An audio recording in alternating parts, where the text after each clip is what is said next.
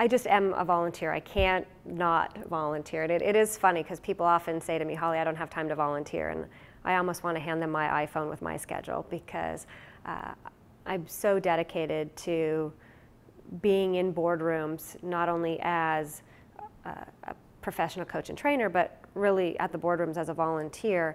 I'm really fortunate to have the opportunity to volunteer for two organizations that are really near and dear to my heart. One is called ASAE, the American Society for Association Executives. This organization is based out of Washington, D.C., and I have the opportunity to chair a council called the CRP, or Component Relations Professionals Council. And this is a small group of dedicated professionals who teach volunteer leadership for their organizations. So for the most part, they might represent a large national organization, say the Cancer Society, but they have smaller subgroups or components or chapters that are scattered across the country or around the world. So I feel fortunate to have the opportunity to chair this council.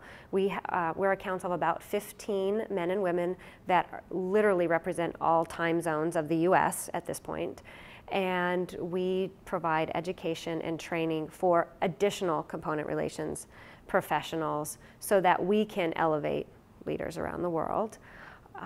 We do that through conference calls and phone networking, and then we have a newsletter that goes out to over 1,500 professionals to again continue to expand our reach and commitment to volunteer leadership, to strategic planning, and all those things that make these organizations run.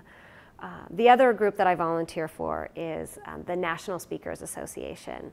I became a member just a few years ago, served as the Vice President of Membership, doing recruitment and retention, again, being out there doing what these volunteers do, and having served in their roles, I think helps me connect to my audiences in a deeper way.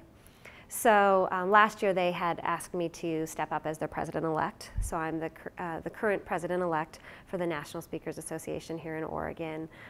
Very passionate about helping continue to keep the speaking profession cutting edge. How are we bringing in the future of speaking so that we resonate with new audiences that need a new message instead of just perhaps that talking head. So those are two of the big ways that I continue to give back and learn and grow and share my expertise.